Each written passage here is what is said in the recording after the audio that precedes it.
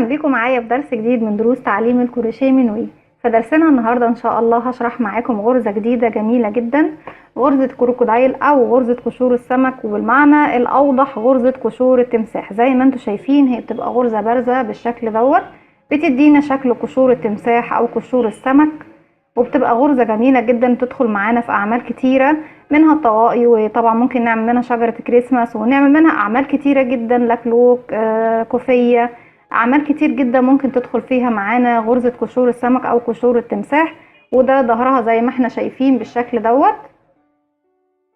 هبدأ اطبقها معاكم. هي ليها طريقتين لو هنمشي بالباترون المكتوب. هي ممكن نبدأها بمجموعة من السلاسل لو هنمشيها زي بالشكل دوت شكل مستطيل، او هنبدأها طاقية. طبعا ان احنا بنعمل مجموعة من السلاسل وبنقفلهم بمنزلقة ونبدأ نكون الطاقية بتاعتنا، او ممكن نبدأها بالشكل دوت عن طريق دايرة في البداية، وبنبدأ نزود في عدد الغرز بتاعتنا في كل سطر او في كل راوند زي ما احنا شايفين.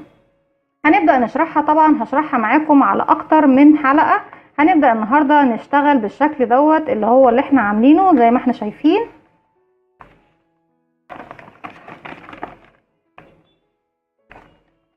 غرزة قشور السمك بتعتمد على اننا نعمل مجموعة من السلاسل بتقبل القسم على رقم 6، وبعد كده بضيف لها سلسلة. يعني انا بعمل مجموعة من السلاسل، بشوف المقاس اللي انا محتاجاه وبعمل مجموعة من السلاسل، بس على شرط انها تقبل القسم معايا على رقم 6، وبزود بعد كده سلسلة واحدة.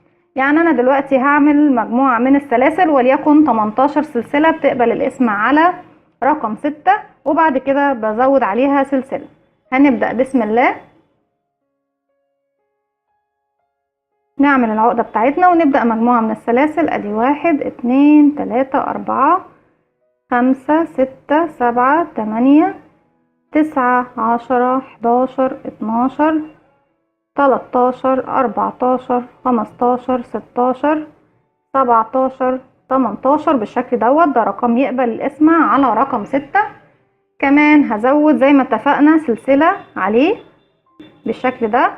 اول حاجة نبدأ نعملها زي ما احنا شايفين السطر الاول، لان هي الغرزة بتاعتنا دي بتعتمد على سطرين، يعني القشور دي بتتعمل على سطرين. انا ببدأ في البداية، طبعا دي مجموعة السلاسل اللي عملناها هي اول سطر، بعد كده ببدأ اعمل السطر اللي هبدأ اشتغل بعد كده عليه غرزة القشور نفسها اللي احنا هنشتغله دلوقتي. زي ما احنا شايفين هرتفع كمان 3 سلاسل،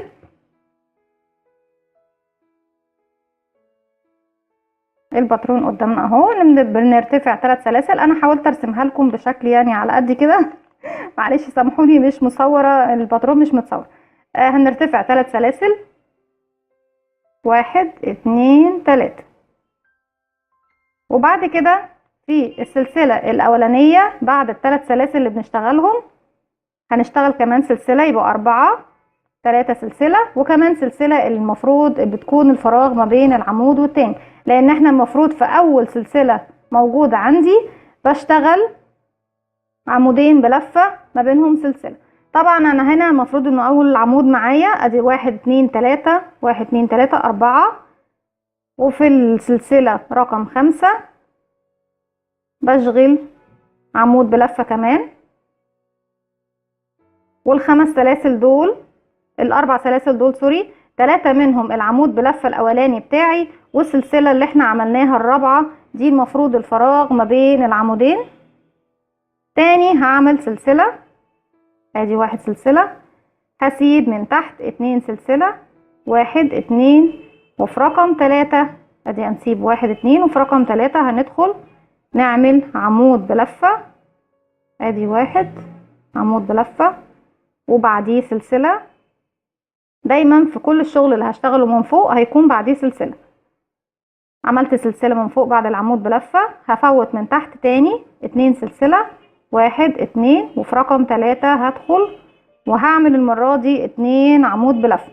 يعني انا شغل بيكون برتفع طبعا بدايه الارتفاع عشان ما نتلخبطش، ارتفعت 3 سلسله وسلسله كمان زياده، يعني ارتفعت 4 سلاسل زي ما احنا شايفين، وبعد كده اشتغلت في اول سلسلة موجودة عندي عمود بلفة كمان، بحيث ان يكون عندي عمود بلفة وسلسلة وعمود بلفة. بعد كده اشتغلت سلسلة وبعد كده فوتت من تحت سلسلتين واشتغلت عمود بلفة في تالت سلسلة. اخدت سلسلة مسافة ما بين العمود وبعد كده سبت تاني سلسلتين من تحت واشتغلت في التالتة. اشتغلت في التالتة 2 عمود بلفة ما بينهم سلسلة، يعني عمود بلفة سلسلة عمود بلفة في نفس الفراغ بالشكل ده اهو. اول عمود بلفة معايا وسلسلة، وتاني في نفس الفراغ هشغل عمود بلفة كمان، وهكرر سلسلة، نسيب 2 فراغ من تحت وهدخل في التالت هعمل عمود بلفة 1 بالشكل ده، وبعديه سلسلة مسافة، وتاني هسيب 2 فراغ من تحت وفي التالت هدخل 2 عمود بلفة بينهم سلسلة. ادي 1 عمود بلفة وسلسلة وعمود بلفة تاني في نفس الفراغ زي ما احنا شايفين،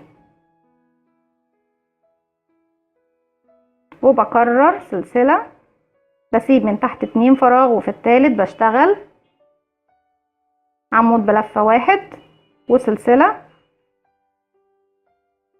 الف الخيط على الابرة وبسيب 2 فراغ وفي اخر سلسلة موجودة عندي زي ما احنا شايفينها هشغل عمود بلفة وسلسلة، وفي نفس الفراغ هدخل تاني عمود بلفة بالشكل ده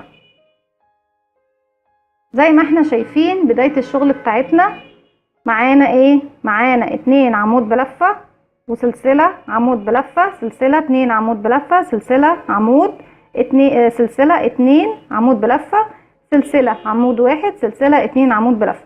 يعني من فوق احنا بنشتغل 2 عمود بلفة بينهم سلسلة وبعد كده عمود بلفة، وطبعا قبل منهم سلسلة، وبعد كده 2 عمود بلفة وبعد كده عمود، بعد كده 2 بعد كده 1. والمسافة اللي بناخدها دايما من تحت هي احنا بنفوت فراغين وبنشتغل في التالت.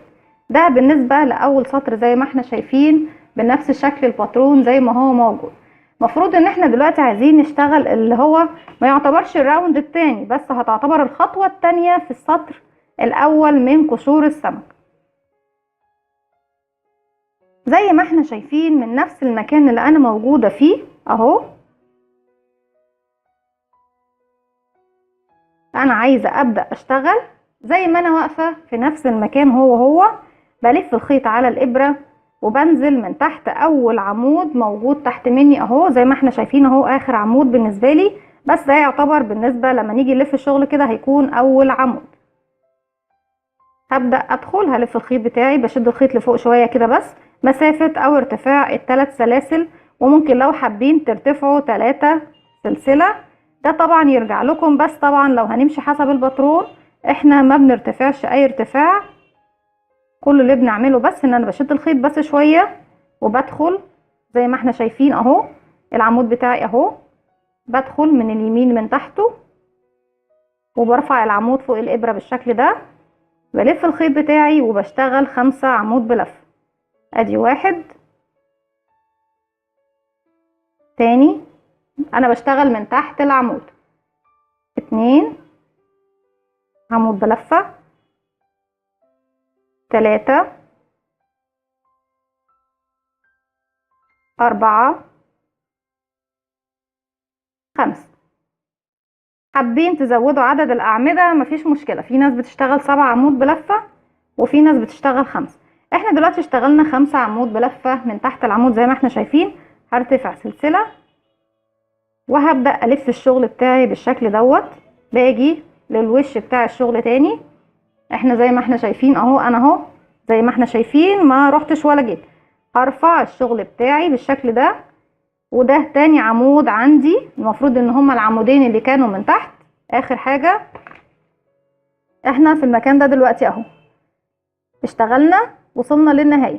المفروض ان انا دلوقتي فوق اول عمودين دول اشتغلت على اول عمود فيهم، ودلوقتي هبدأ اشتغل على العمود التاني من نفس المكان اللي انا واقفة فيه زي ما انتم شايفين الشغل بتاعي اهو. بعد ما قلبته برفع العمود دوت بالشكل دوت اهو، وبشتغل من تحته بردك بلف الخيط على الابرة وبدخل من تحت العمود زي ما عملت في العمود الاولاني، بس العمود الاولاني انا دخلت من هنا اهو، بدأت اشتغلت من تحت هنا ورجعت رفعت الشغل بتاعي كده اهو، وهبدأ اشتغل تحت العمود التاني.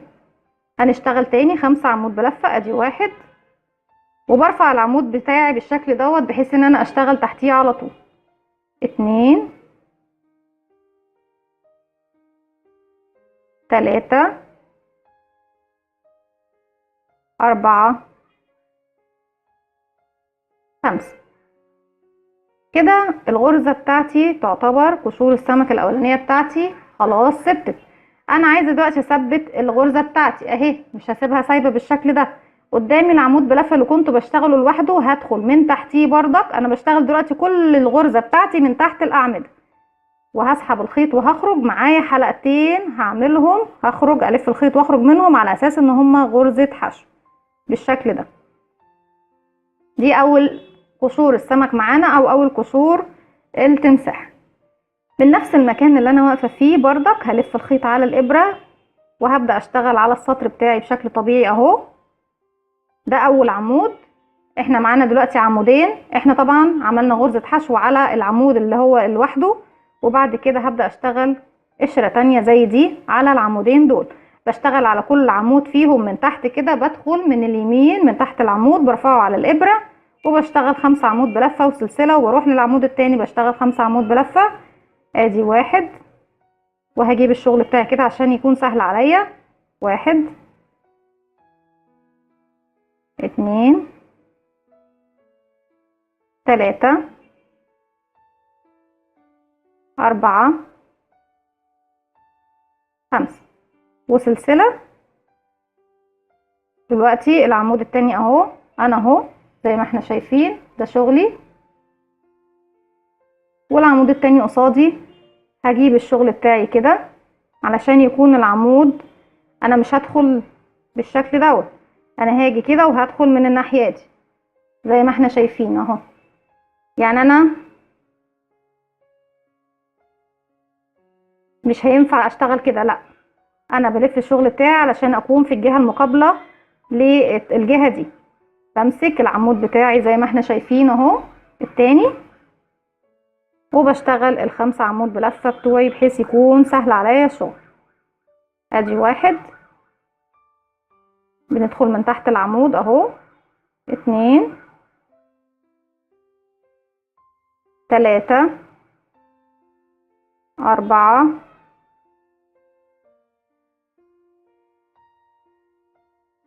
5. خلصنا القشرة التانية زي ما احنا شايفين.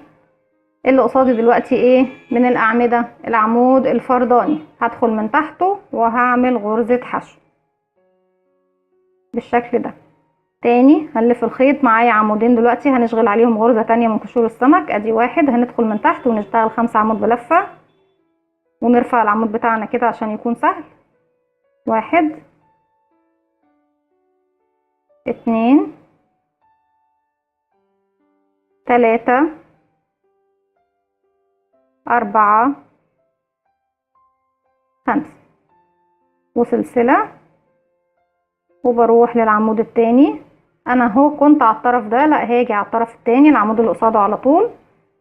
بقلب شغلي بالشكل دوت، مش بقلبه لورا طبعا، لا، انا واقفه كده اهو عشان نكون واضحين.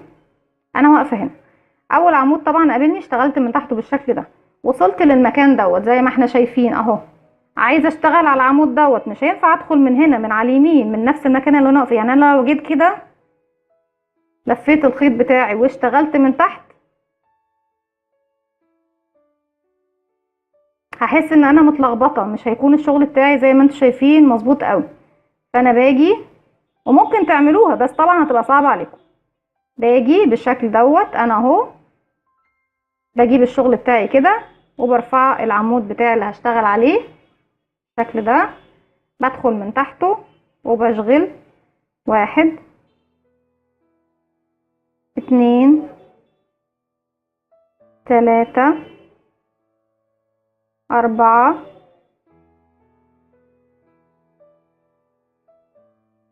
5. ومن نفس المكان اللي انا واقفه فيه زي ما احنا شايفين غرزتنا بدأت تبان وتوضح اكتر. اللي هيقابلني دلوقتي العمود اللي لوحده، بدخل من تحته وبعمل غرزة حشو بالشكل ده. اتبقى معايا في النهاية اخر 2 عمود بلفة. هلف الخيط وبدخل من تحت اول واحد فيهم اللي هو قدامي على طول زي ما احنا شايفين اهو، وهنشغل اول 5 عمود بلفة. ادي 1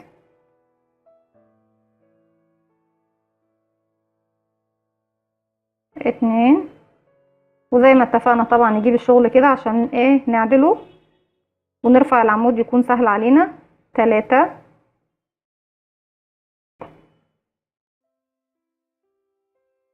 4 5 سلسلة، وبعد كده همسك العمود اللي قصاده على طول هو اخر عمود عندي اهو، بنزل من تحت منه بالشكل دوت. وزي ما انتوا حابين زي ما قلت لكم، طبعا هو الصعب عليكم ان انتوا تدخلوا من اليمين كده على طول وتشتغلوا، فانا بجيبه كده بالشكل ده وبدخل من تحته بالشكل ده. لكن حابين تشتغلوا كده حابين تشتغلوا كده الاسهل بالنسبه لكم اشتغلوا بيه.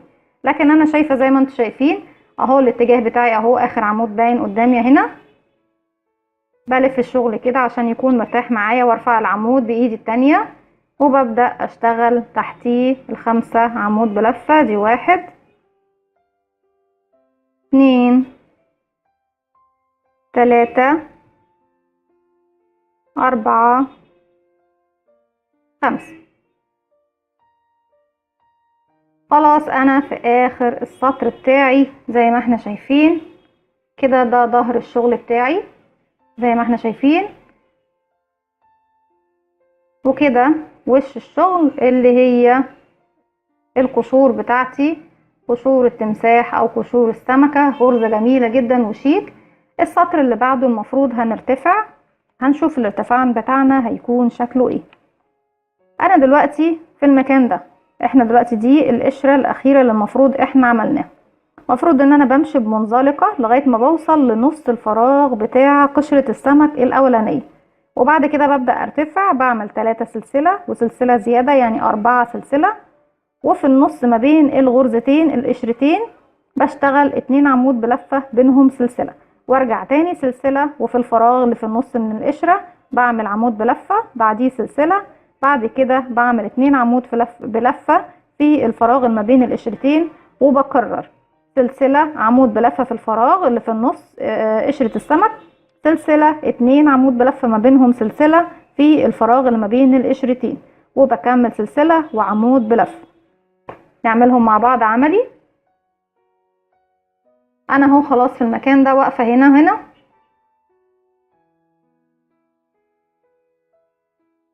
اهو، لفيت الشغل بتاعي لظهر الشغل، بمشي بمنزلقة طبعا لغاية ما بوصل للفراغ دوت اللي هو نص قشرة السمكة او قشرة التمساح، بنمشي بمنزلقة لغاية ما بوصل طبعا للمكان اللي انا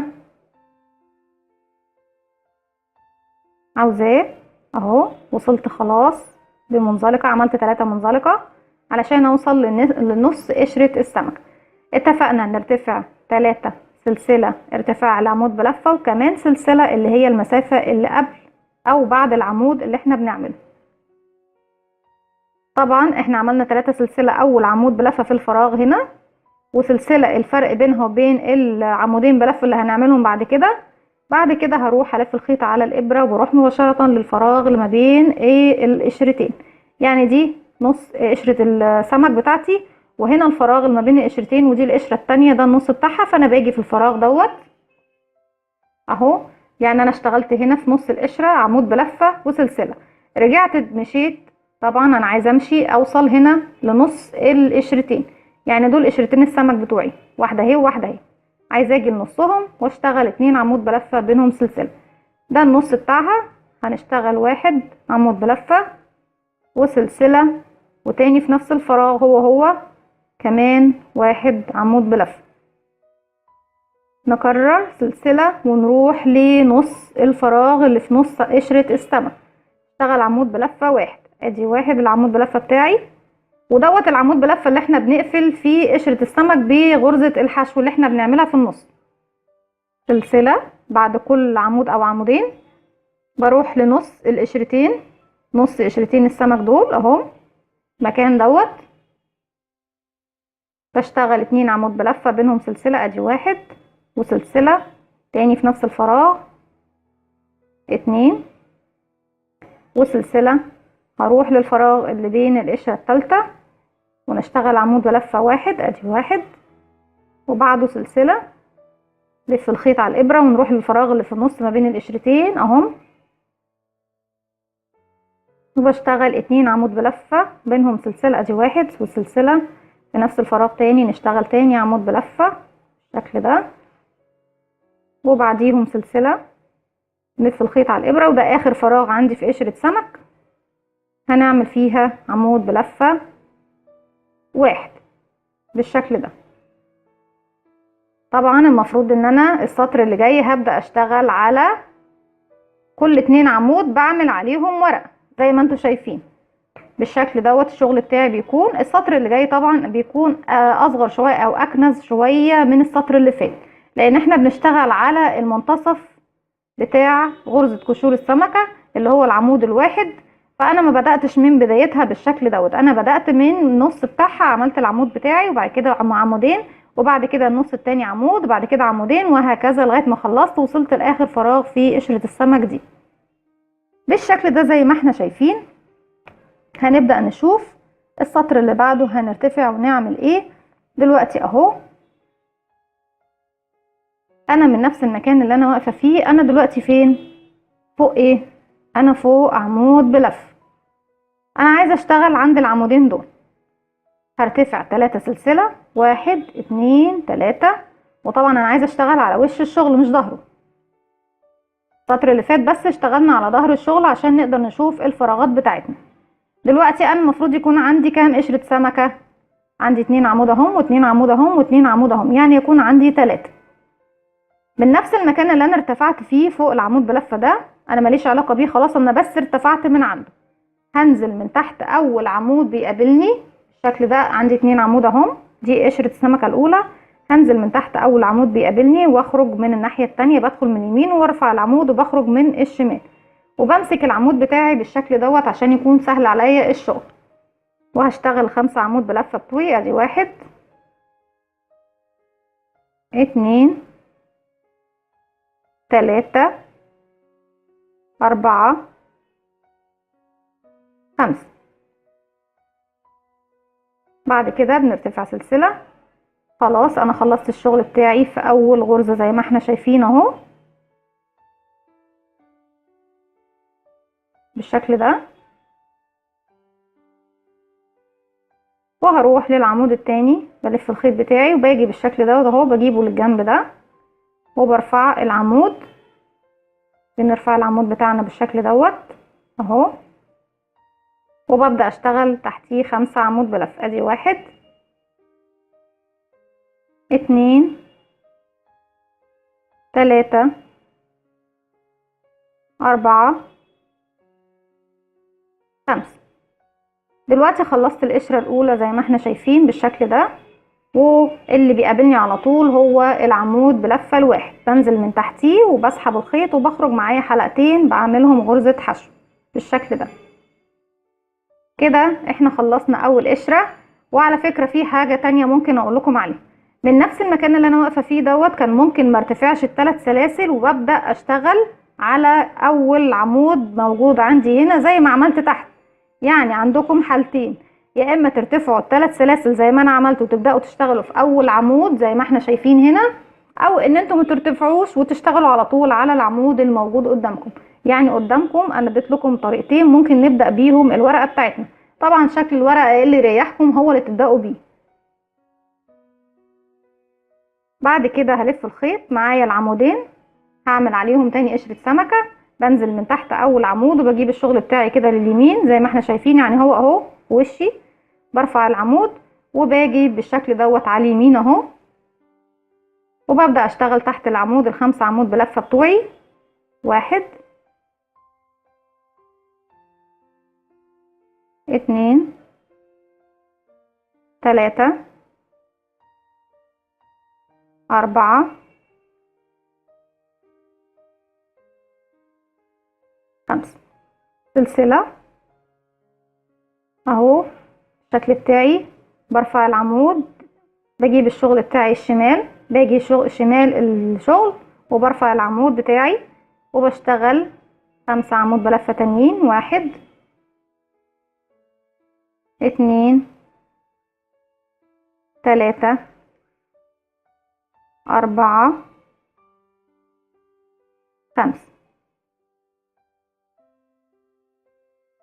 ودلوقتي اللي قدامي على طول اهو العمود اللي لوحده، بدخل تحتيه وبسحب الخيط بالشكل ده وبعمل غرزة حشو عشان اثبت. وبنفس الطريقة دلوقتي ما بقاش قدامنا غير اخر عمودين، بلف الخيط طبعا على الابرة وبنزل من تحت اول عمود وبجيب الشغل بتاعي بالشكل دوت على اليمين اهو، وبشغل فوق اول عمود 5 عمود بلفة، 1 من تحته 2 3 4 5. سلسلة، نلف الشغل بتاعي للناحية الشمال وبرفع العمود بتاعي اهو، بشتغل من تحته 5 عمود بلفة، ده العمود المقابل، 1 2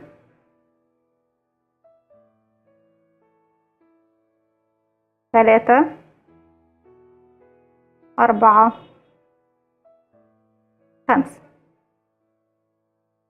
في نفس المكان اللي انا واقفة فيه اهو بنزل من تحت العمود الاخير وبعمل غرزة حشو زي ما احنا شايفين. بدأنا نعمل خلاص السطر التاني اهو، الشغل يكون باين واوضح اكتر على التيبل، على الترابيزة بالشكل ده. ده ظهر الشغل زي ما احنا شايفين. طبعا المربعات اللي تحت دي هي الخطوط اللي تحت دي هي اللي بنعمل عليها الشغل بتاعنا، وده وش الشغل بيكون القشور بتاعتنا باينه واضحه فيه بالشكل دوت، ويمكن اللون ده اوضح اكتر اهو. بعد كده في السطر اللي بعده بنبدأ من نفس المكان، احنا هو عند العمود زي ما احنا شايفين. مفروض انا العمود بتاعي اهو ده اخر عمود انا عملت عليه غرزة حشو اهو دوت. من نفس المكان اللي انا واقفة فيه برتفع 4 سلسلة اللي هم 3 سلسلة ارتفاع اول عمود، وبعمل سلسلة اللي هي 3 سلسلة ارتفاع العمود بلفة، والسلسلة الرابعة ده الفرق ما بين العمودين اللي هي السلسلة اللي بين العمودين، لاني المفروض فوق اول عمود عندي هنا هعمل 2 عمود بلفة ما بينهم سلسلة، يعني برتفع 3 سلسلة وسلسلة كمان مسافة، ونعتبره اول عمود، وتاني عمود هعمله في نفس الفراغ هو يبقى عندي 2 عمود بلفة. بعد كده بروح للفراغ اللي ما بين القشرة اللي في النص وبعمل عمود بلفة 1 وبعديه سلسلة، وبروح للمكان اهو اللي فوق العمود بشتغل 2 عمود ما بينهم سلسلة وبعد كده سلسلة، وبروح للفراغ اللي في نص قشرة السمكة وبعمل عمود 1. يعني بكرر نفس الحكاية اللي عملتها هنا. يعني انا السطر ده اهو زي ما احنا شايفين اشتغلناه عادي خالص، ورجعت عملت قشور السمك بتاعتي، ورجعت مشيت بمنزلقة في تاني راوند يعتبر، ولغاية ما وصلت لغاية نص قشرة السمكة بدأت اعمل العمود بلفة بتاعي وسلسلة، وبعد كده في نص ما بين القشرتين عملت 2 عمود بلفة بينهم سلسلة، وكملت الراوند بتاعي بالشكل دوت. يعني السطر اللي فات ده كنت بشتغل العمود بلفة في وسط قشرة السمكة بتاعتي، لكن السطر اللي جاي انا بشتغل العمود بلفة زي ما احنا شايفين. ده عندي هنا اول عمود اهو برتفع 3 سلسلة، وبشتغل طبعا العمودين بتوعي فوق العمود، فوق هو اللي يعتبر مش العمود، يعتبر المكان اللي احنا ختمنا بيه قشرة السمكة، وبعد كده فوق العمود انا بشتغل العمود بتاعي، وبكمل بنفس الطريقة دي. هنرتفع هلف الشغل بتاعي بالشكل دوت، وهرتفع 3 سلسلة 1 2 3، وهلف الشغل بتاعي للظهر عشان اعرف اشتغل. وطبعا ده الارتفاع 3 سلاسل هي العمود بلفة بتاعي والسلسلة المسافة، ومن نفس المكان اللي انا واقفة فيه هو هدخل وهعمل عمود بلفة كمان ادي 1، وده يعتبر اول قشرة سمكة هنكونها هنا.